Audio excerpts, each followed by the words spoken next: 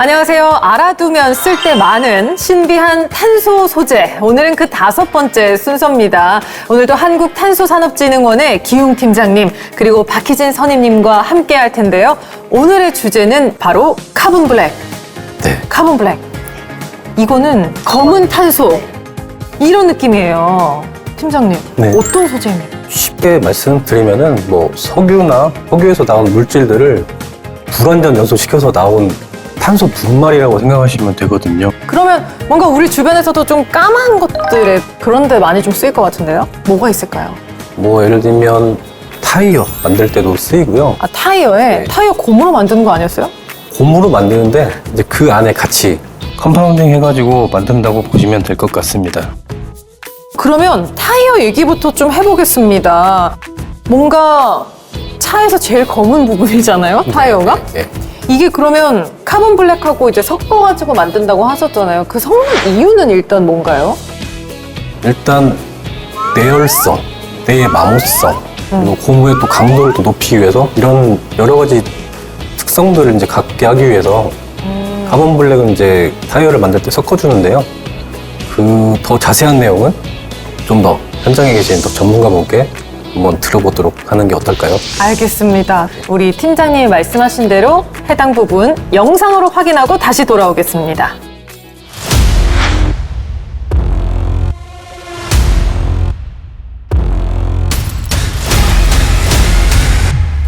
안녕하세요. 타이어 엔지니어 고현옥이라고 합니다.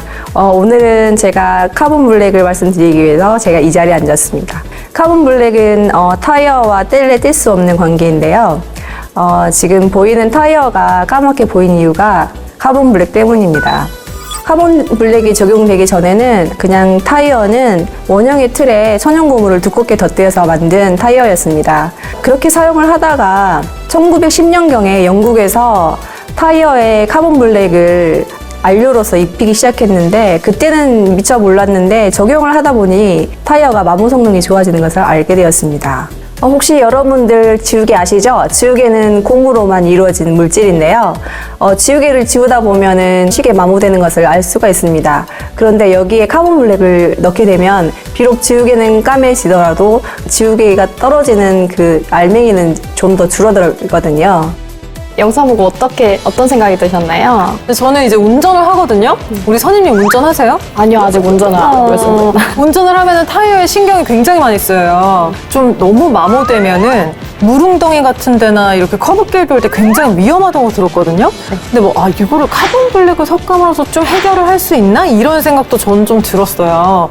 이 타이어 말고도 다른 것에 사용되는 건 뭐가 있을까요? 일단 마스터 배치라는 것에 사용이 되는데요.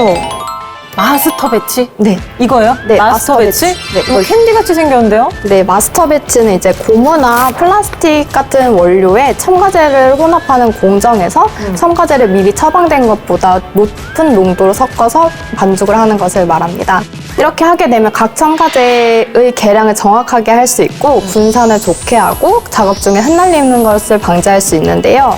정확히 어떤 것들이 있는지 영상을 보실까요? 네, 마스터 배치에 대하여 말씀드리겠습니다. 일정 수지에 고농축된 첨가물이 함유된 물질을 말하는데요.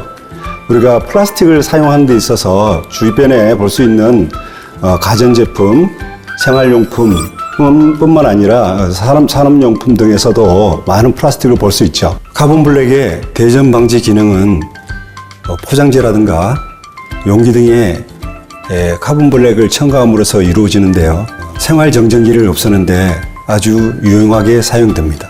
일반 유기 물질로 구성된 대전 방지제가 아주 고가인 데 비해서 카본 블랙은 저렴하게 정전기를 없앨 수 있는 장점이 있습니다. 또한 특수 카본 블랙을 고분산시켜 얻어질 수 있는 제품이 있는데요. 그게 바로 전기 전도성 제품입니다. 전기 전도성 제품은 우리 눈에 잘 보이지는 않지만 자동차라든가 전기전자, 기계 부품 등을 만드는 데 사용되고 있습니다. 이 마스터 배치가 말이 참 어려운데 또 영상으로 보고 나니까 이게 플라스틱 뭔가 모양을 잡는 데 꼭 필요하구나 이런 생각도 들었어요. 그래서 이게 있어야지 말씀하신 대로 뭐 흩날림 같은 것도 좀 방지하고, 흩날림이 굉장히 작업의 효율도 떨어뜨리고 건강에도 안 좋을 수 있잖아요. 그리고 색깔 입히는 것도 저는 그냥 색소 넣어서 섞으면 되는 줄 알았는데 그게 균일하게 섞이지 않으면 제품의 품질이 좀 떨어지잖아요. 그런 것들을 좀 막아주는 거구나라는 생각이 드는데, 이 마스터 배치의 종류가 뭐 한 종류는 아니겠죠? 뭔가 기능에 따라서 좀 다를 것 같아요. 그렇죠. 기능에 따라서 뭐 난연용도 있을 수가 있고 난연용. 대전 방지용, 그리고 뭐 자외선 방지용, 뭐 산화 방지용, 슬림 마스터 배치가 있습니다. 이 외에도 어떤 분야가 있을까요? 뭐 우리 일상 속에서도 많이 있는데요. 지금 기자님이 가지고 계신 지금 용지에도 종이에? 네, 카본 블랙이 있습니다. 종이는 하얗잖아요. 아니면 색깔이 있거나? 새카만 게 뭐가 있을까요? 잉크. 아, 예, 맞습니다. 잉크에 카본 블랙이 들어간다. 그럼 네, 여기에도 들어있고, 지금 여기에 프린트가 돼 있는 데도 지금 사용이 된다고 하셨는데, 그래서 제가 이걸 준비했는데 급준비. 네, 저희 사무실에서도 이렇게 쉽게 보실 수 있는 복사기 토너라든지 이런 흑백 잉크에도 들어갑니다. 여기에도 카본 블랙이 쓰인다는 것이 신기합니다. 지금 보셨지만 우리가 탄소 소재에 대해서 얘기할 때 우주선도 얘기하고 비행기도 얘기하고 이런 거창한 것도 있는데, 제가 들었던 것 중에 가장 일상에 밀착된 사례인 것 같아요. 잉크. 네. 우리가 정말 매일매일 지금도 쓰고 있잖아요. 자, 지금까지 탄소 산업에 대해서 우리가 많은 이야기를 나눴습니다. 참 멀게만 느껴졌고요. 또 저는 일상생활에서 그냥 뉴스로만 잠깐 들었던 그런 용어였는데, 탄소 소재들이 우리 일상 곳곳에서 아주 많이 활용되고 있다는 생각이 좀 들었어요. 저희가 벌써 5번째잖아요. 그래서 미래 전망? 이런 걸 좀 여쭤보고 싶은데요. 이 탄소 소재에 대해서 이렇게 이야기를 한 이유는 물론 사람들에게 이것이 무엇인지 알리는 그런 목적도 있기는 하지만 실제로 해외와도 경쟁을 굉장히 많이 하고 있잖아요. 그리고 우리나라 수준도 상당히 많이 올라와 있다고 알고 있는데요. 이런 연구 개발이 활성화되려면 어떤 지원이나 혹은 제도가 가장 필요할까요? 혹은 남은 과제가 있다면요? 제가 생각했을 때 탄소 소재를 이용한 다양한 제품들을 뭐 상품화하는 것도 되게 중요한데, 이제 수요 산업 측면에서 시장을 창출하고 또 시장을 확대해가는 이런 과정들이 탄소 산업 활성화를 하는데 가장 중요한 좀 과정이 아닐까, 그렇게 좀 생각을 하고 있습니다.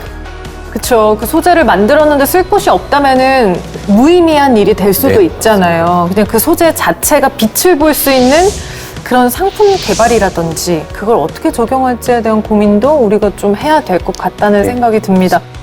자, 지금까지 저희가 6개의 탄소 소재를 통해서 탄소 산업에 대해 자세히 알아봤습니다. 누군가에게는 이 시간이 탄소 소재에 대해서 교양을 쌓는 그런 시간이 될 수도 있을 것 같고요. 혹은 진로를 결정하시는 분들, 연구개발 분야에 이미 종사를 하고 계신 분들, 혹은 창업을 생각하시는 분들께도 이 탄소 산업의 미래에 대해서 생각해 보시는 기회가 되지 않을까 하는 생각이 듭니다. 저희는 이제 여기에서 마무리를 할 텐데요. 언젠가 다시 만날 날을 기약하면서 알아두면 쓸데 많은 신비한 탄소 소재, 여기에서 마무리하도록 하겠습니다. 마지막 멘트 준비돼 있죠? 네, 해보시죠. 구독! 좋아요. 빵빵.